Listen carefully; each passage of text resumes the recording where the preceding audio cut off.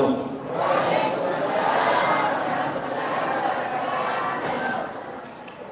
Alhamdulillahilladzi ansala sakinata fi qulubil mu'minin liyazdadu imanan ma'a imanihim walillahi junudus samawati wal ard wa kana Allahu aliman hakima.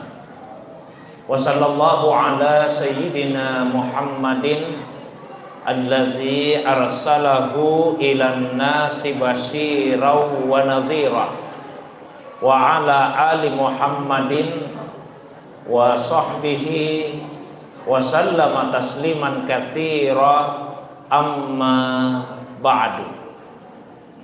Yang saya muliakan dan semoga senantiasa dimuliakan oleh Allah Subhanahu wa taala segenap tokoh agama, para alim ulama, para pejabat, aparatur pemerintah, tokoh masyarakat, tokoh pemuda, tokoh wanita, tokoh anak-anak. Anak-anak juga ada tokohnya. Kalau dia yang ribut-ribut semua temannya. Tapi kalau dia yang menenangkan temannya, semua ikut tenang. Nah, itu tokoh anak-anak namanya. Pertama sekali saya ucapkan terima kasih kepada sahibul wilayah, ketua yayasan, ketua harian, ketua panitia yang memberikan amanah kepada kami untuk hadir di masjid ini pada malam hari ini. Saya mengajak kepada kita semua untuk senantiasa memuji Allah, bersyukur atas segala limpahan nikmat karunia-Nya, nikmat zahir, nikmat batin. Dialah Allah yang apabila menghendaki sesuatu, maka cukup baginya untuk berkata jadilah, maka jadilah apa yang Ia kehendaki. Tidak ada satupun kekuatan yang sanggup menolak keburukan, sebagaimana tidak ada satupun kekuatan yang mampu mendatangkan kebaikan kecuali dengan izin dan kehendak dari Allah Subhanahu wa taala jua. Salawat dan salam semoga tercurah kepada kekasih kita Rasulullah Muhammad sallallahu alaihi wasallam. Begitu pula kepada keluarga beliau, para sahabat dan juga pengikutnya yang senantiasa istiqamah menghidupkan sunnah Nabi sallallahu alaihi wasallam. Beliaulah Nabi yang telah diperjalankan oleh Allah Subhanahu wa taala dalam status sebagai hambanya di suatu malam dari Masjidil Haram ke Al-Masjidil Aqsa, kemudian diangkat naik ke atas langit, menembus 7 lapis langit sampai ke Sidratul Muntaha, berjumpa dengan Allah Subhanahu wa taala, lalu kembali ke bumi pada malam yang sama. Peristiwa ini lebih kita kenal dengan istilah Isra Mi'raj.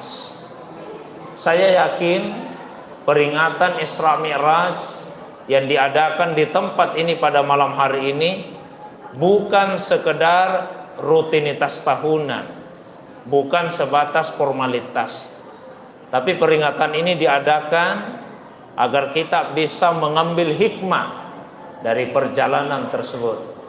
Sehingga tema yang diangkat pada malam hari ini yaitu memaknai perjalanan Isra Mi'raj Rasulullah SAW ke Sidratul Muntaha. Saya mulai dengan menceritakan sekilas latar belakang sejarah sebelum Nabi di Isra Mi'rajkan sampai kemudian beliau di Isra Mi'rajkan. Setelah diangkat menjadi Nabi, pada saat beliau menerima wahyu yang pertama surah Al-Alaq ayat 1 sampai ayat yang kelima. Lalu kemudian diangkat sebagai Rasul ketika beliau menerima perintah Allah Subhanahu wa taala yang terdapat di dalam Al-Qur'an pada surah Al-Muddatsir. Ya ayyuhal muddatsir fa'anzir. Sebelumnya belum ada perintah dakwah di surah Al-Alaq. Beliau statusnya baru sebatas nabi. Tapi begitu turun surah Al-Mudaththir, naik statusnya menjadi seorang rasul. Sudah ada perintah untuk berdakwah.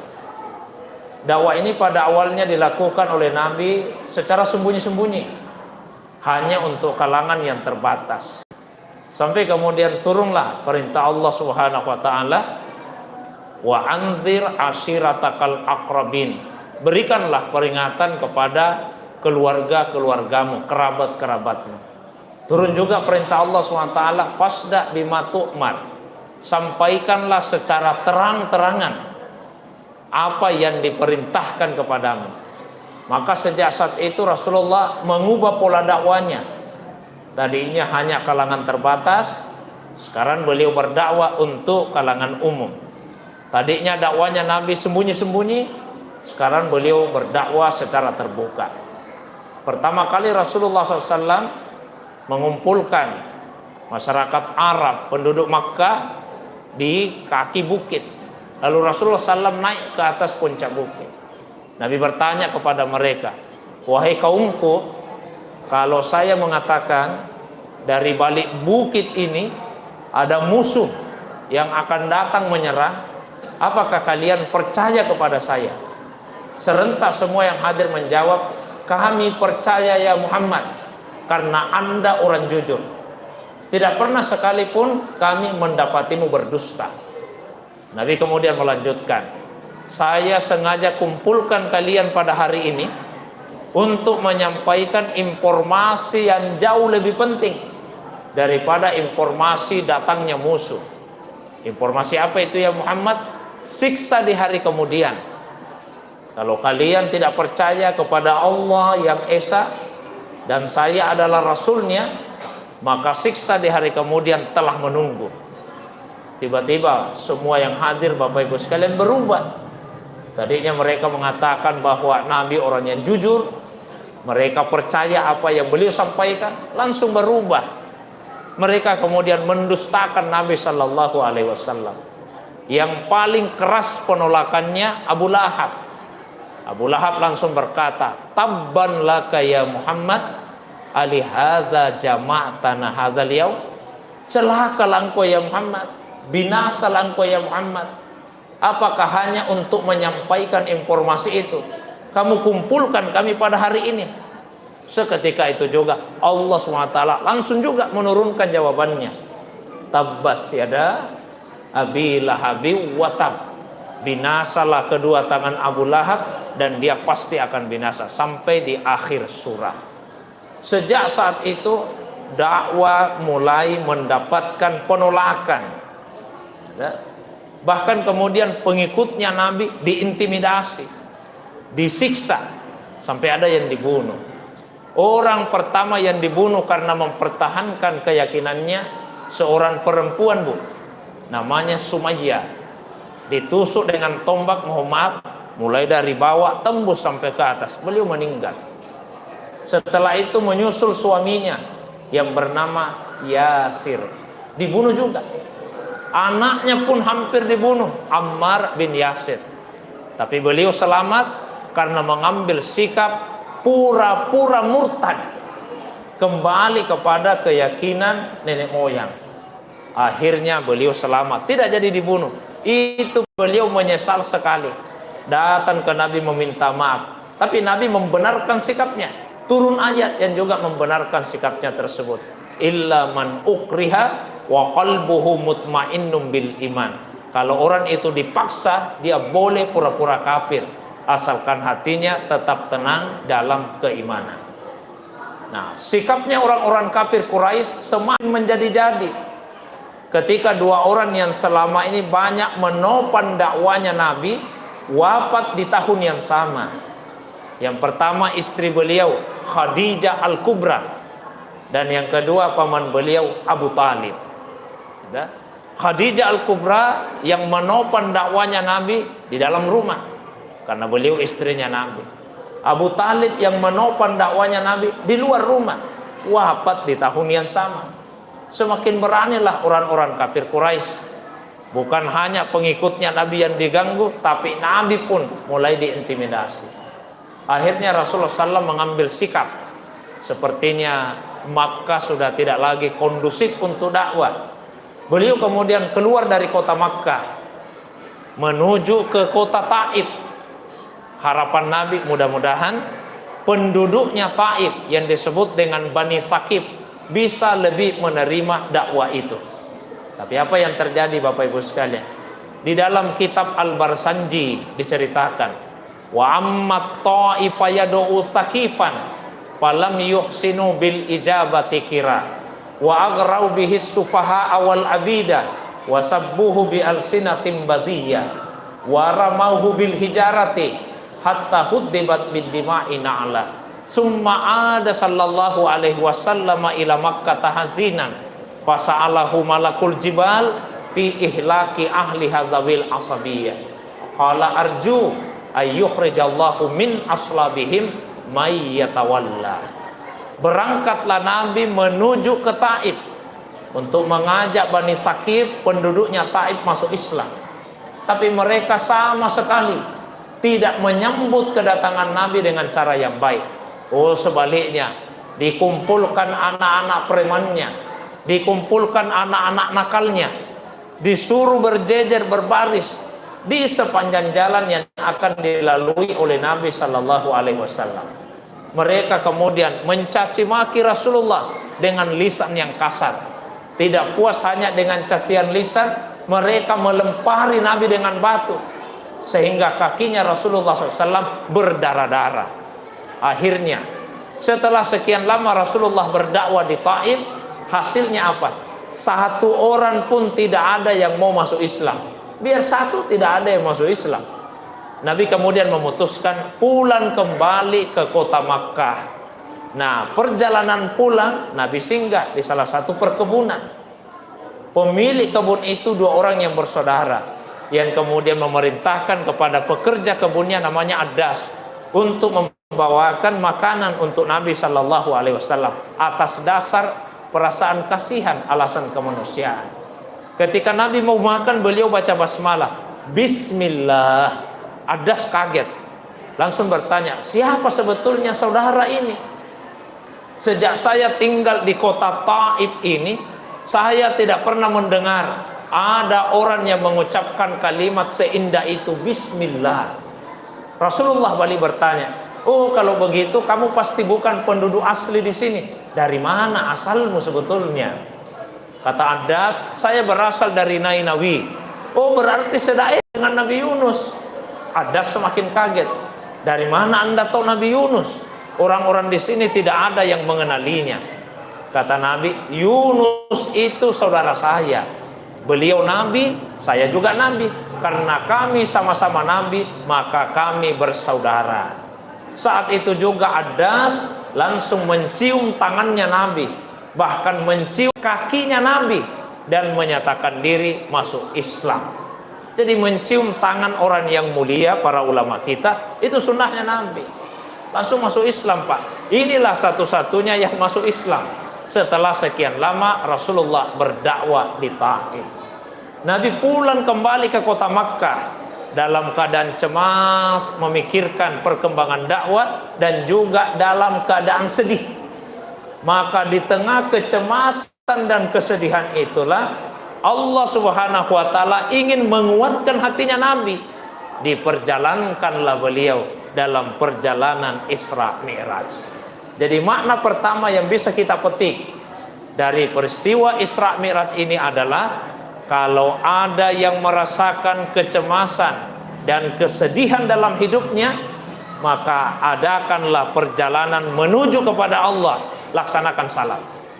Insya Allah kalau kita salat, Allah akan hilangkan kecemasan, Allah akan angkat kesedihan kita. Makanya ada satu sunnah yang sayangnya sekarang dibid'ahkan sebagian orang. Apa itu? Kalau selesai sholat, disunnahkan mengusap wajah dengan tangan kanan sambil baca doa. Ini dasarnya ada di dalam kitab Al-Azkar An-Nawawiyah, kumpulan zikir yang ditulis oleh Imam An-Nawawi. Nah, di situ disebutkan satu riwayat dari Anas bin Malik, sahabatnya Nabi. Beliau berkata bahwa Nabi itu kalau selesai sholat, beliau mengusap wajah dengan tangan kanan sambil membaca. Asyhadu an la ilaha illa huwar rahmanur rahim. Allahumma azhib anni alhamma wal hazan. Saya bersaksi bahwa tidak ada Tuhan kecuali Dia yang Maha Pengasih dan Maha Penyayang. Ya Allah, hilangkanlah dari saya kecemasan dan kesedihan. Apa bedanya kecemasan dan kesedihan? Mohon maaf, ibu-ibu pernah merasa cemas, Bu? Pernah. Apa yang ibu paling cemaskan? Apa contohnya yang dicemaskan? Suaminya, Bu. Jangan sampai ada yang ambil. Belum terjadi kan? Belum terjadi. Nah, jadi kecemasan itu pada sesuatu yang belum terjadi. Ya. Kalau sedih, pernah juga sedih? Apa yang membuat sedih? Ada apa? Ada barang hilang, sedih. Ada keluarga sakit, sedih. Apalagi kalau ada keluarga yang meninggal, kita sedih. Ini sudah terjadi. Jadi kalau kecemasan pada sesuatu yang belum terjadi, kalau kesedihan pada sesuatu yang sudah terjadi, maka makna doa tadi adalah, ya Allah, hilangkan dari saya kecemasan akan masa depan dan kesedihan akan masa lalu dan masa kini. Nah, dibaca doa itu pada saat kita mengusap wajah. Sebetulnya cemas dan sedih tempatnya di hati, tapi biasanya kelihatan di wajah, Pak. Kalau ada orang yang lagi cemas, kelihatan itu di wajahnya. Kenapa Bapak gelisah sekali? Apa yang dipikirkan, Pak? Kalau orang lagi sedih, kelihatan di wajahnya. Kenapa kelihatan murung? Sehingga ketika wajah diusap dibaca, ya Allah, hilangkan dari saya kecemasan dan kesedihan. Ini makna pertama. Yang kedua, sebelum Nabi diperjalankan dalam Isra Mi'raj tersebut, terlebih dahulu dadanya Nabi itu dibelah dadanya, lalu dikeluarkan hatinya, dicuci dengan air Zam-Zam. Maknanya apa? Kalau ada orang yang ingin mengadakan perjalanan menuju kepada Allah seperti dalam salat, maka terlebih dahulu dia harus mensucikan diri. Ya, mesti dia mensucikan diri. Ya. La tuqbalu salatun bighairi tahurin. Salat itu tidak akan diterima apabila dilaksanakan dalam keadaan tidak suci. Bukan cuma suci secara zahir, tapi juga suci secara batin. Karena kesucian itu minimal ada 4 tingkatannya. Nah, suci yang paling rendah, yaitu sucinya tubuh kita ini dari 2 hal. Disucikan dari najis dan disucikan dari hadas. Apa bedanya Ustaz najis dengan hadas? Kalau najis itu benda yang apabila benda ini mengenai tubuh atau mengenai pakaian yang mau dipakai salat atau mengenai tempat yang akan kita tempati salat, maka kita tidak boleh salat sebelum benda itu dihilangkan dan yang terkena disucikan. Jadi najis itu berbentuk benda. Kalau hadas bukan benda.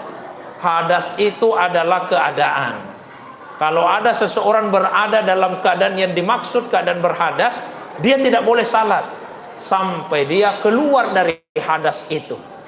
Cara keluarnya bagaimana? Tergantung jenis hadasnya. Kalau hadasnya kecil, keluarnya dengan wudhu. Kalau hadasnya besar, keluarnya dengan mandi. Nah, itu bedanya najis dengan hadas. Saya berikan contoh yang sederhana. Mohon maaf Ibu ya. Misalnya ada seorang perempuan yang haid. Apa tandanya perempuan haid? Apa tandanya Bu kalau perempuan lagi haid?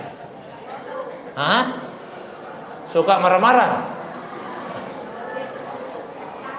Tandanya orang haid itu keluar darah, ya kan? Ada enggak orang haid tidak keluar darah? Orang yang haid itu keluar darah. Darah itu benda. Berarti darah ini adalah najis karena dia benda. Jadi kalau ada seseorang yang terkena darah, atau ada pakaian yang terkena darah, atau darah itu mengenai tempat salat, kita tidak boleh salat sampai darah itu dihilangkan terlebih dahulu dan yang kena dicuci. Misalnya perempuan yang haid tadi sudah berhenti haidnya, tidak ada lagi darah yang keluar, Pertanyaannya Bapak Ibu sekalian, apakah perempuan itu sudah boleh langsung salat? Belum boleh, meskipun sudah tidak ada lagi najisnya. Mengapa belum boleh salat? Karena dia masih dalam keadaan berhadas. Dia baru boleh salat apabila dia keluar dari hadas tersebut. Caranya dengan mandi. Ini suci level 1, mensucikan tubuh dari najis dan hadas. Nah, suci level yang kedua, mensucikan anggota tubuh kita dari perbuatan dosa. Mensucikan mata dari melihat yang diharamkan oleh Allah SWT. Mensucikan lidah dari dusta, kata-kata kasar, ucapan yang tidak senonoh, janji yang tidak ditepati, dan seterusnya. Lalu mensucikan telinga dari mendengarkan perkataan yang tidak bermanfaat. Kemudian mensucikan tangan dari menyentuh yang tidak halal disentuh, dari mengambil barang yang bukan milik kita. Kemudian mensucikan kaki dari melangkah ke tempat-tempat maksiat. Mensucikan perut dari makanan dan minuman yang haram, bahkan yang subhat, yang meragukan halal haramnya. Termasuk mensucikan anggota tubuh kita yang tempatnya di bawahnya perut. Nah, ini 7 anggota tubuh. Jadi mata dijaga supaya tidak salah melihat, lidah dijaga supaya tidak salah ucap, tidak salah bicara, telinga dijaga supaya tidak salah mendengar, tangan dijaga supaya tidak salah memegang, tidak salah ambil, tidak salah sentuh. Kaki dijaga supaya tidak salah langkah. Perut dijaga supaya tidak salah isi. Dan yang dibawanya perut Pak dijaga juga supaya tidak salah masuk.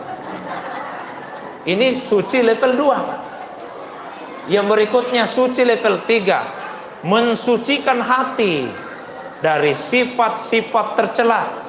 Setelah itu dihiasi hati dengan sifat-sifat yang terpuji. Kalau bahasa tasawufnya, tahalli. Kosongkan hatimu dari sifat tercela, hiasi hatimu dengan sifat terpuji. Setelah itu tajalli, akan tersingkap hijab, penghalang yang menghalangi kita dari memandang keindahan dan keagungan Allah Subhanahu wa taala. Banyak sekali sifat tercela, tapi induknya kata Nabi ada 3. Yang pertama takabbur, membesarkan diri, meremehkan orang. Yang kedua al-hirs, ambisi yang melampaui batas. Dan yang ketiga hasad, iri hati, merasa tidak senang dengan nikmat yang Allah karuniakan kepada seseorang dan ada keinginan supaya nikmat itu hilang darinya. Inilah 3 induknya sifat tercela. Bersihkan hati kita. Nah, kemudian suci level yang keempat, yaitu mensucikan sir. Sir itu rahasia diri. Ruhnya bahasa sebagian ulama. Karena di dalam tubuh kita ini ada qalbu, hati, ada ruh, ada juga sir. Fungsinya berbeda-beda. Qalbu itu fungsinya untuk mengenal Allah. Ruh itu fungsinya untuk mencintai Allah. Dan sir itu fungsinya untuk musyahadatullah, menyaksikan Allah. Tapi kita harus bersihkan dari yang selain Allah Subhanahu wa taala. Maksudnya apa? Silakan kita miliki dunia, tapi jangan sampai masuk ke dalam hati. Saya ceritakan satu kisah. Ada seorang wali Allah namanya Syekh Mursi Abul Abbas. Beliau tinggal di Iskandaria, salah satu provinsi di Mesir. Kewaliannya menyebar luas, maka banyak orang yang datang berkunjung ingin bertemu dengan beliau. Suatu hari ada seseorang yang datang dari negeri yang jauh, ingin bertemu dengan Mursi Abul Abbas. Di tengah perjalanan bertemu dengan seorang nelayan. Nelayan ini bertanya, ini bapak dari mana? Oh, saya dari Maghrib. Oh, negeri yang jauh ya? Iya. Tujuannya kemana? Mau ke Iskandaria. Dalam rangka apa? Saya ingin ketemu dengan wali Allah yang tinggal di sana, namanya Mursi Abul Abbas. Kata nelayan itu, oh itu teman saya. Kalau Anda ketemu sampaikan ya salamku. Sampaikan juga pesanku. Oh nanti saya sampaikan. Apa pesannya Pak? Sampaikan kepadanya supaya dia mendoakan saya. Dan doanya mudah-mudahan Allah mengeluarkan dunia dari dalam hatiku. Ya, jadi mudah-mudahan Allah keluarkan dunia dari dalam hatiku. Padahal nelayan ini, mohon maaf, hidup dalam kesederhanaan. Orang miskin, Pak. Tinggal di gubuk, pekerjaannya melaut, menangkap ikan. Habis salat subuh, zikir-zikir, udah pergi ke laut. Asal sudah dapat ikan, dirasa cukup dimakan hari itu, pulang kembali ke daratan supaya bisa salat zuhur pada waktunya, asar, maghrib, isya, istirahat, bangun tengah malam salat, istirahat lagi, bangun subuh salat zikir, sudah itu pergi lagi melaut. Siklus hidupnya sederhana. Tapi ia berpesan kepada orang tadi supaya wali Allah itu Mursi Abul Abbas mendoakannya, mudah-mudahan Allah mengeluarkan dunia dari dalam hatinya. Lanjut perjalanan, akhirnya sampai di Iskandaria. Setelah bertanya sana sini, ditunjukkan rumahnya. Oh, di sana itu rumahnya Mursi Abul Abbas. Alangkah kagetnya beliau setelah bertemu dengan Syekh Mursi Abul Abbas, jauh dari gambarannya. Betapa tidak, ternyata wali Allah ini orang yang kaya raya. Rumahnya saja seperti istana, hartanya banyak, pelayannya banyak, makanan yang tersaji di hadapannya enak-enak, semua nikmat. Beliau kemudian mulai bertanya-tanya, weh, cocok ini walinya Allah yang dimaksud ya. Kenapa kaya raya begini? Yang lebih mengherankan lagi, mengapa nelayan yang hidup dalam kemiskinan tadi, kesederhanaan, malah meminta kepada orang kaya ini supaya didoakan agar Allah mengeluarkan dunia dari dalam hatinya. Di hatinya itu terbalik ini doa. Mestinya orang miskin yang mendoakan ini orang kaya. Kok malah dia minta sama orang kaya didoakan supaya Allah keluarkan dunia dari dalam hatinya. Tapi karena itu amanah disampaikan. Pak, saya ketemu dengan seorang nelayan, katanya temannya Bapak. Oh iya betul, teman saya itu. Gimana kabarnya? Kasih alhamdulillah sehat-sehat. Ya, ini ada pesannya. Apa itu? Minta didoakan. Doa seperti apa? Dia minta didoakan supaya Allah keluarkan dunia dari hatinya. Didoakanlah, ya Allah, keluarkanlah dunia dari hatinya. Kata orang tadi, tunggu dulu Pak, tolong beri saya pemahaman, kasih saya penjelasan. Mengapa Bapak yang diminta mendoakan dia supaya Allah keluarkan dunia dari hatinya? Dan Bapak ini orang kaya, malah dia orang miskin. Tidak terbalik itu doa.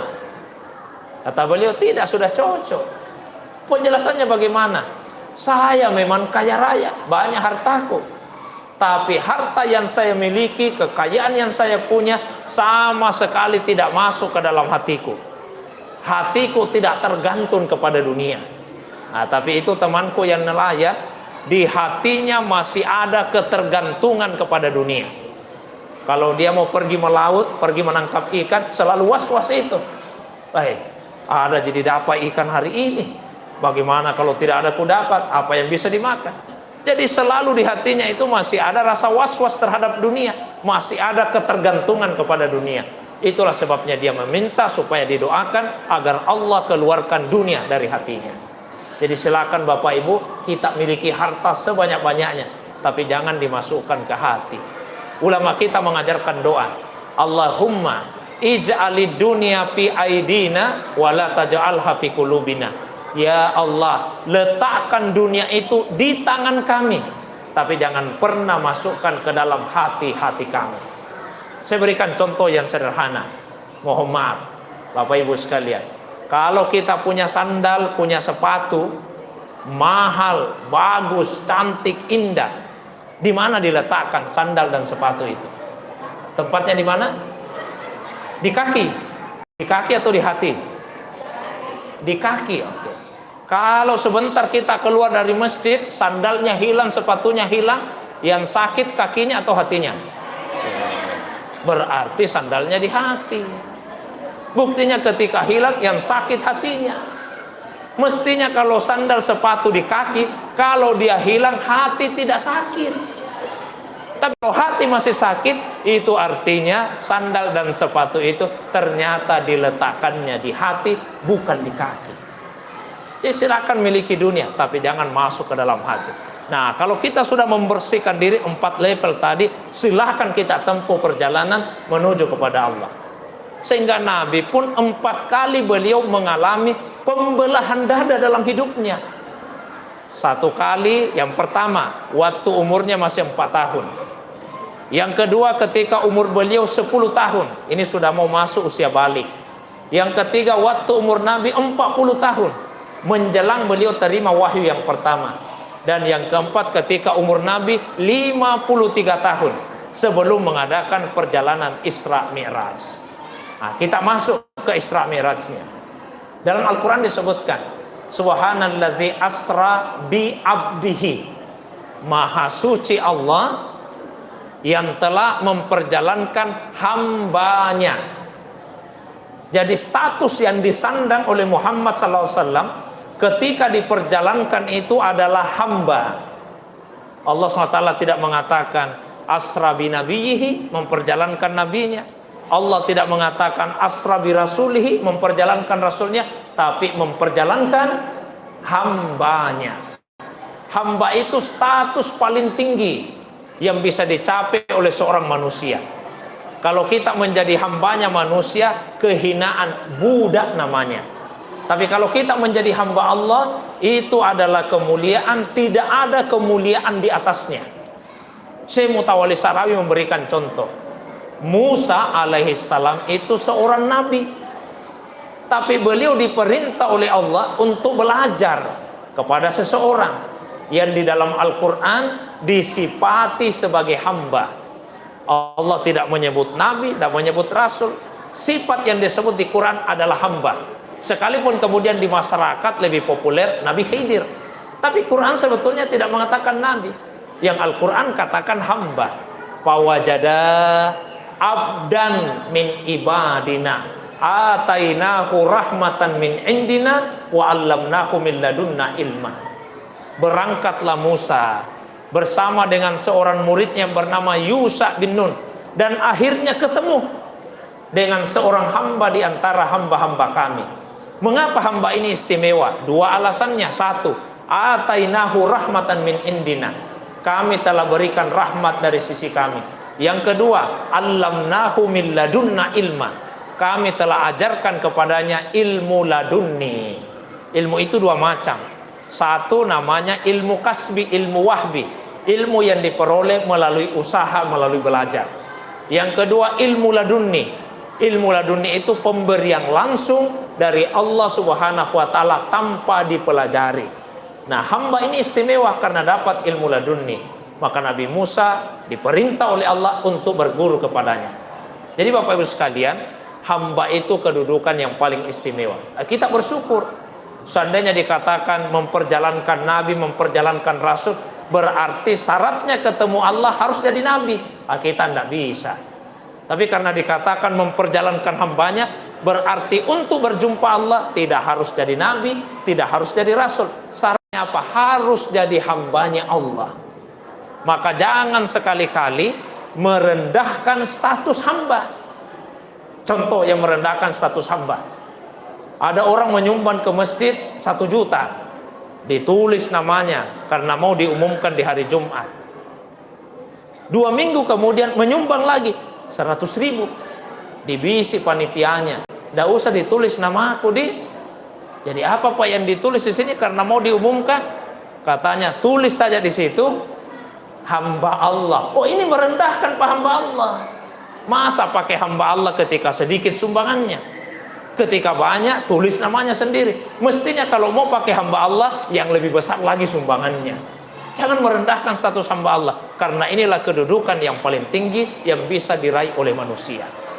Nah, pelajaran berikutnya dari istilah hamba. Kata hamba itu tidak disebut dalam Al-Quran kecuali apabila ruh dan tubuh itu menyatu. Berarti perjalanan ini ditempuh oleh Rasulullah SAW dengan tubuh dan ruh sekaligus. Bukan hanya ruhnya, apalagi kalau dikatakan hanya di dalam mimpi. Itu Bapak Ibu sekalian. Nah, Allah memperjalankan Nabi dari Masjidil Haram ke Masjidil Aqsa. Mengapa tidak langsung saja diangkat naik ke langit? Kok ke Masjidil Aqsa dulu? Di Masjidil Aqsa itu Rasulullah mengimami seluruh Nabi yang pernah diutus oleh Allah Subhanahu wa Ta'ala.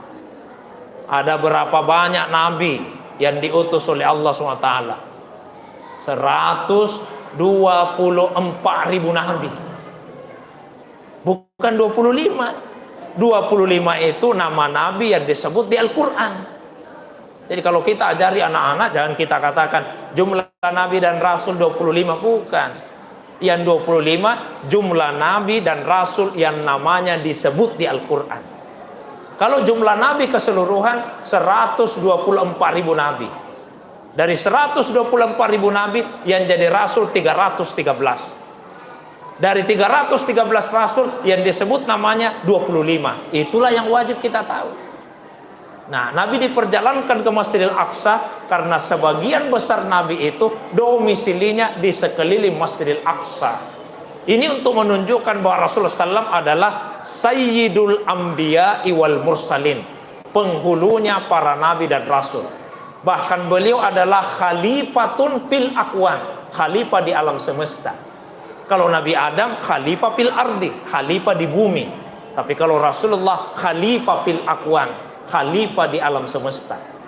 Kalau Nabi Adam manusia pertama dari segi jasad. Tapi kalau Rasulullah SAW manusia pertama dari segi ruh. Kalau Nabi Adam Abul Basar, bapaknya manusia secara fisik. Tapi kalau Rasulullah SAW Abul Arwah, bapaknya para ruh. Jadi nabi-nabi itu dalam bentuk ruh. Nabi mengimami utuh tubuh dan ruh sekaligus. Rasulullah Abul Arwah. Nah, setelah itu Nabi diangkat naik ke langit, menembus 7 lapis langit. Di langit pertama ketemu Nabi Adam, di langit kedua ketemu Nabi Yahya dan Nabi Isa, di langit ketiga ketemu Nabi Yusuf, langit keempat Nabi Idris, langit kelima Nabi Harun, langit keenam ketemu Nabi Musa, langit ketujuh ketemu Nabi Ibrahim alaihissalam. Pada perjalanan tersebut juga Rasulullah melihat beberapa peristiwa. Saya sebutkan 3 saja. 1, kata Nabi, saya melihat sekelompok orang yang benturkan kepalanya ke batu karang, sehingga kepala itu hancur berantakan mengeluarkan darah. Tapi setelah itu utuh kembali. Setelah utuh dihancurkan lagi kepalanya. Utuh kembali, dihancurkan lagi. Itu terus yang dikerja, tidak pernah berhenti. Rasulullah bertanya sama Jibril, "Man haula'i ya Jibril?" Siapa itu Jibril? Kata Jibril, "Itulah umatmu. Tatasakala ru'usuhum anis salawatil maktubah." Yang kepalanya berat sekali diangkat untuk melaksanakan salat 5 waktu.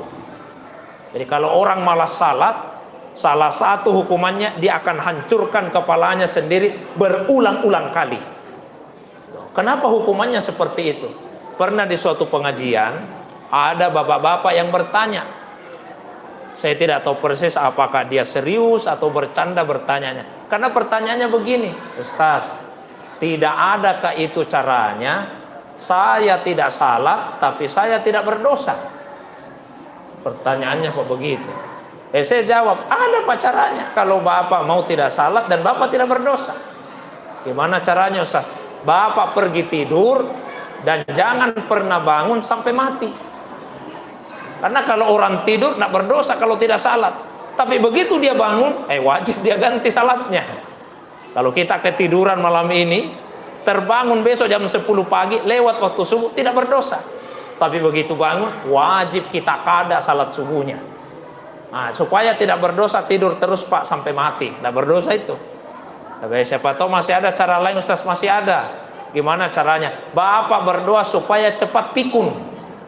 Karena kalau orang sudah pikun, tidak berfungsi akal pikirannya, tidak berdosa kalau dia tidak salah. Tapi siapa tahu masih ada cara lain, Ustaz. Masih ada pak. Tapi mohon maaf nak, agak kasar ini. Apa itu? Jadi orang gila saja. Karena selama akal ini berfungsi, selama itu pula kita wajib salat. Salat baru tidak diwajibkan kalau akal sudah tidak berfungsi. Jika ada orang yang meninggalkan salat, dia telah menyia-nyiakan amanah akal yang ada di dalam kepalanya. Sebagai hukumannya, kepala ini yang dihancurkan berulang-ulang kali. 1. Yang kedua, kata Nabi, saya lihat sekelompok orang yatrukuna lahmat tayyib amama. Di depannya itu sudah ada makanan enak, daging yang empuk, yang lezat, tapi dia tinggalkan itu semua. Wa yakuluna lahman natin. Ia kemudian memakan makanan yang busuk, makanan yang basi. Tanya sama Jibril, siapa itu Jibril? Kata Jibril, itulah umatmu yang melakukan perselingkuhan. Sudah ada istrinya, dia cari perempuan lain. Istri itu Pak ibarat daging yang empuk, sudah ada di depan mata, kita tinggalkan, malah cari perempuan lain, ibaratnya daging yang busuk dan basi. Nah, tapi sebaliknya kata Nabi, ra'aitu nisa, saya melihat sekelompok perempuan, tu'allakna, digantung tidak pakai tali, mau mabuk, tu'allakna bisatihinna, digantung dengan payudaranya. Wa sami'tuhunna yudajjisna ila rabbil alamin, dan saya mendengar mereka merintih-rintih mengadu kesakitan. Nabi tanya, siapa itu? Jibril. Kata Jibril, itulah wanita-wanita pezina. Jadi jaga kehormatan diri, pasangan hidup, keluarga, anak-anak kita. Salah satu caranya.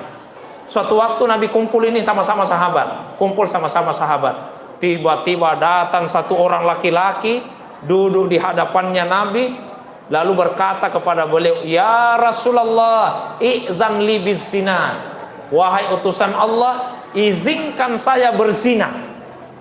Marah semua sahabat. Mahin, umpatan dalam bahasa Arab.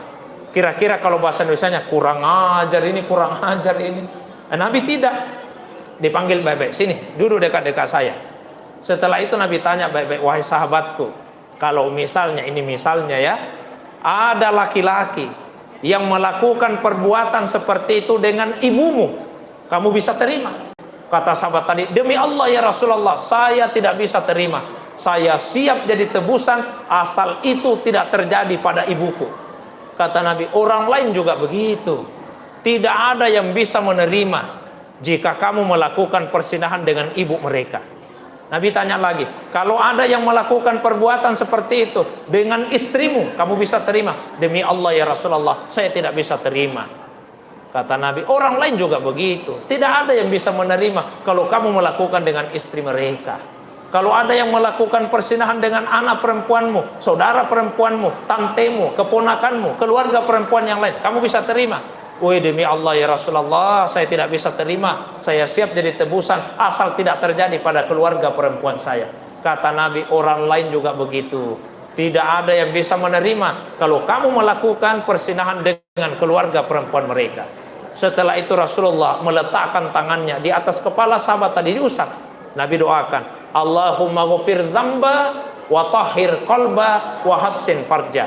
Ya Allah, ampuni dosanya, sucikan hatinya, pelihara kemaluannya. Sejak Nabi doakan seperti itu, berubah sahabat tadi. Tidak pernah sedikit pun terlintas keinginan di dalam hatinya untuk berzina. Bahkan tidak ada dosa yang paling dia benci dibandingkan dosa persinahan. Jadi ibu-ibu sekalian, kalau ibu mulai agak ragu-ragu sama suami, pulang dari sini bu, usap-usap kepalanya suami, sambil bacakan tadi doa. Dihafal di doanya sudah bu?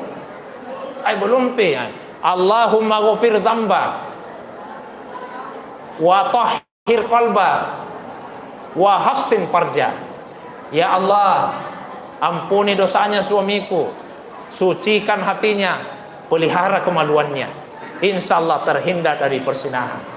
Yang ketiga yang Nabi lihat, ra'aitu kauman, saya juga melihat sekelompok orang, yasbahuna fi bahri min dam, berenang di lautan darah.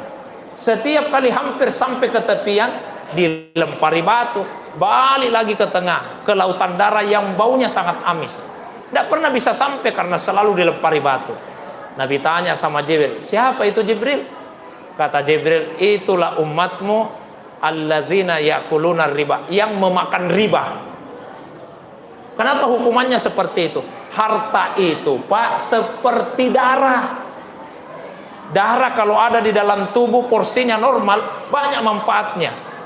Menjaga stabilitas suhu tubuh, mengantarkan sari-sari makanan ke seluruh tubuh, mempercepat proses penyembuhan luka, dan banyak lagi fungsi darah yang lain. Tapi begitu darah keluar dari tubuh, berubah statusnya menjadi najis. Begitulah harta, diperoleh sesuai tuntunan agama, bermanfaat. Begitu disalurkan tidak sesuai tuntunan agama, berubah status harta kita menjadi najis. Maka hukumannya apa? Berenang di lautan darah. Jauhi riba dengan segala macamnya. Ada riba fadal, menukar barang ribawi yang sejenis dengan nilai yang tidak sama. Saya punya uang 100.000. Datanglah saya ke penjual, pemilik warung. Ibu, bisa ditukar uang 100.000 ku ini? Uang apa kita mau, Ustaz? Uang 10. Bisa aja, Ustaz. Tapi karena susah uang 10.000, 9 lembar saya kasih, nak. 100.000 ditukar 90.000. Selisih 10, itu namanya riba. Riba fadal. Ada riba nasi'ah, kelebihan sebagai kompensasi penangguhan pembayaran utang. Saya utang misalnya, ya, kepada Pak Ketua Yayasan, saya utang 1 juta, perjanjian 1 bulan saya bayar. Setelah 1 bulan saya tidak bisa bayar, belum ada uangku. Datanglah saya kepada beliau, Pak Ketua, bisa enggak ditunda dulu pembayaran utangku bulan depan? Bisa aja, Ustaz, tapi jadi 2 juta itu utang tak? Naik utang saya. Bulan depannya tidak bisa saya lagi bayar, saya minta lagi penangguhan pembayaran. Bisa enggak ditunda bulan depan? Bisa aja, Ustaz, jadi 4 juta itu utang tak? Begitu seterusnya. Maka di Quran disebutkan la ta'kulur riba adha'afan mudha'afatan. Jangan memakan riba yang sudah dilipat lagi. Yang ketiga riba qardin. Kullu qardin jarra manfaatan fahuwa riba. Semua peminjaman yang mengambil kelebihan itu adalah riba. Contoh, saya mau pulang kampung, tidak ada uangku, datanglah saya ke tetangga, bisa saya pinjam uang tak 500.000? Bisa aja, Ustaz. Mau di apa ini uang 500.000? Saya mau pulang kampung, tidak ada sekali ongkosku ini. Bisa. Musim apa sekarang di kampung tahu, Ustaz? Musim durian. Cocok nih. Kalau pulang ki, bawakan kak durian 2 ikat, nah. Itu durian riba namanya, Pak. Ya, kelebihan sebagai kelebihan atas pembayaran utang. Tidak boleh seperti itu. Tapi Ustaz, rida sama rida tidak membuat perbuatan haram jadi halal. Kan selalu alasannya rida sama rida. Nanti ada laki-laki, ada perempuan, mohon maaf, melakukan hubungan. Begitu mau dihukum, keduanya menjawab kami rida sama rida. Boleh tidak begitu? Tidak boleh. Langsung ke akhir perjalanan, sampai di Sidratul Muntaha, Jibril berkata kepada Nabi, ya Muhammad, saya cuma bisa sampai di sini. Lau taqaddamtu la ihtaraktu. Kalau saya masih melangkah sekali, terbakar kah ini. Lanjutkan. Nabi lanjut seorang diri ketemu Allah. Beliau kemudian menerima perintah salat 50 waktu. Turun ketemu Nabi Musa. Nabi Musa tanya, ya Muhammad, apa yang anda terima dari Tuhan? Ini perintah salat 50 waktu. Kata Nabi Musa, irji ila rabbik was'alit tahfif. Kembali ke Tuhan, minta keringanan, umatmu tidak akan kuat. Saya sudah punya pengalaman dengan Bani Israel. Umatku itu Bani Israel, badannya besar-besar, tenaganya kuat-kuat. Tapi kalau disuruh salat 50 waktu tidak akan mampu. Apalagi umatmu yang kecil-kecil loyo-loyo begitu, tidak kuat kalau 50 waktu. Nabi sayang kepada kita, balik ke Tuhan, minta keringanan, dikurangi jadi 45. Turun ketemu Nabi Musa, bagaimana ya Muhammad, sudah dikurangi nih, tinggal 45. Kata Nabi Musa, kembali ke Tuhan, umatmu tidak akan kuat. Balik lagi minta keringanan, dikurangi tinggal 40. 9 kali bolak-balik, tinggal 5 waktu. Itu pun Nabi Musa tetap sarankan, kembali kepada Tuhan, umatmu tidak akan kuat. Apa kata Nabi? Laqad istahyaitu mir rabbi. Malu-malu mak sama Tuhan. Saya sudah 9 kali bolak-balik ini, sudah 5 waktu saja. Ini kisah ada di Sahih Bukhari. Wajib kita imani. Karena ada sebagian yang menolak. Alasannya apa? Masa Tuhan mengubah keputusannya? Tuhan memang tidak mengubah keputusannya. Di ujung hadis disebutkan, la yubaddalul qaulu ladayya. Ketetapanku tidak pernah berubah. Jadi ketetapan Allah itu tidak berubah. Masa tidak berubah, Ustaz? Tadinya 50 jadi 5, syariatnya saja yang berubah, hakikatnya tidak. Karena Allah kemudian berfirman, "Faman jaa bil hasanati falahu asru amsaliyah." Siapa yang melakukan satu kebaikan dilipat gandakan 10 kali lipat. Jadi kalau ada yang salat 1 waktu, hakikatnya 10 waktu. Salat 2 waktu, hakikatnya 20 waktu. Salat 5 waktu berarti 50 waktu, tidak berubah secara hakikat. Ada hikmah, makna yang unik yang disampaikan oleh para ulama tasawuf. Ini yang terakhir saya sampaikan, ya kan? Apa itu Bapak Ibu sekalian? Saya tanya dulu, mohon maaf Ibu. Ibu-ibu pernah tidak perhatikan wajah suaminya baik-baik? Pernah Bu, diperhatikan wajah suami baik-baik? Serius ini Bu. Coba saya tes. Pada saat kapan wajah suami kelihatan paling gagah? Katanya biasa diperhatikan. Pada saat apa? Pada saat dikasih uang. Hah? Oh, tidur. Oke, baik. Kalau bapak-bapak biasa perhatikan wajah istri, Pak. Pada saat kapan wajah istri kelihatan paling cantik, paling indah? Tidur. Atau pada saat malam Jumat? Wajah orang itu paling bercahaya, paling menawan kalau sudah selesai sholat. Coba diperhatikan baik-baik. Makanya wajahnya bapak-bapak, ibu-ibu malam ini bercahaya semua selesai sholat, Pak. Karena orang salat dia menyerap nur ilahi. Apalagi Rasulullah sallallahu alaihi wasallam berjumpa langsung dengan Allah. Nabi Musa tidak mendapatkan keistimewaan itu. Ketika meminta kepada Allah untuk melihatnya, Allah katakan, lantarani, kamu tidak akan pernah melihatku. Rasulullah sudah berjumpa langsung dengan Allah. Nabi Musa itu merasakan kenikmatan memandang wajahnya Rasulullah. Maka Nabi Musa ingin berlama-lama menatap wajah Nabi sallallahu alaihi wasallam. Pelajarannya Bapak Ibu sekalian, kalau kita ingin wajah kita bercahaya, jaga salat baik-baik. Apalagi kalau salat tahajud. Man kasurat salatuhu bil lail hasuna wajhuhu bin nahar. Ini kata ulama kita. Siapa yang rajin salat malam, bercahaya wajahnya keesokan harinya. Jadi tidak usah keluarkan biaya mahal-mahal untuk skincare. Bangun saja malam-malam salat tahajud, bercahaya wajah kita. Saya kira itu Bapak Ibu sekalian yang bisa saya sampaikan. Mohon maaf, kasur saya hampir habis. Ini saya ceramah malam ini yang ke-7 hari ini. Keliling-keliling lah saya, Pak. Dari subuh begini model saya ini, pakaian saya dari subuh. Di Bantimurung setiap Rabu subuh saya isi pengajian kitab Sirrul Asrar, kitabnya Syekh Yusuf Al-Makassari. Nah, kemudian Iba ditambah lagi. Baik, terakhir saya tambah lagi. Hikmah yang bisa juga kita petik adalah supaya kita menjaga kualitas salat. Kualitasnya salat. Apa itu? Ikhlas. Ikhlas itu 3 levelnya. Level paling rendah, orang yang ikhlas dalam salatnya masih mengharapkan imbalan dunia. Ibu-ibu rajin salat duha, ditanya, ibu kenapa rajin sekali salat duha? Jawabannya biasa apa? Supaya lancar rezeki. Berarti salatnya dijadikan sarana untuk dunia. Boleh tidak begitu? Boleh, tapi itu ikhlas paling rendah tingkatannya.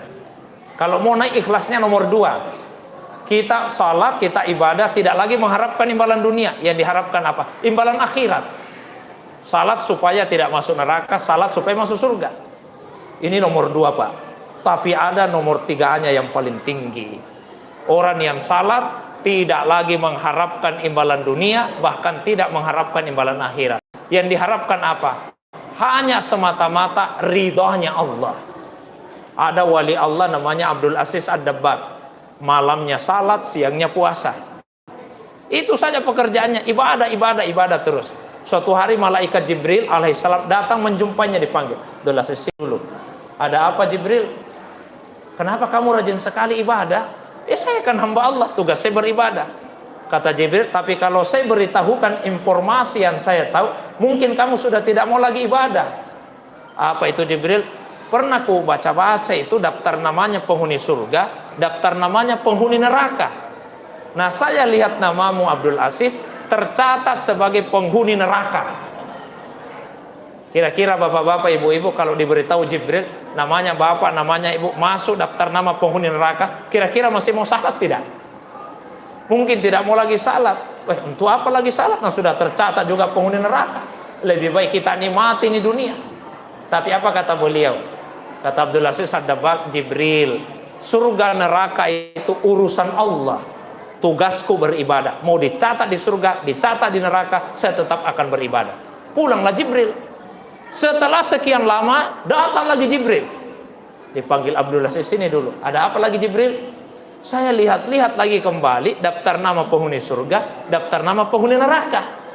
Ternyata namamu sudah tidak ada lagi di penghuni neraka. Namamu sudah masuk di penghuni surga. Apa kata beliau? Jibril, saya kan sudah bilang, tugas saya ibadah. Mau dicatat di surga, dicatat di neraka, saya tetap akan beribadah. Tapi begini Jibril, ada yang saya mau tanyakan, apa itu?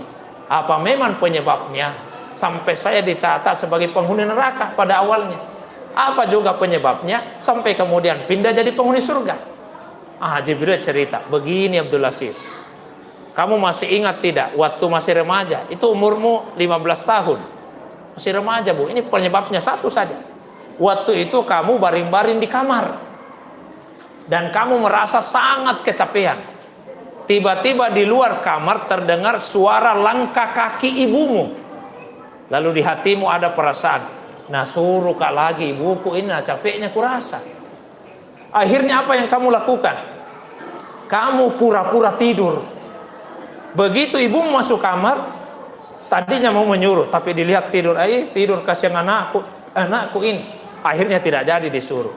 Itulah penyebabnya kamu dicatat penghuni neraka, karena sudah membohongi ibumu.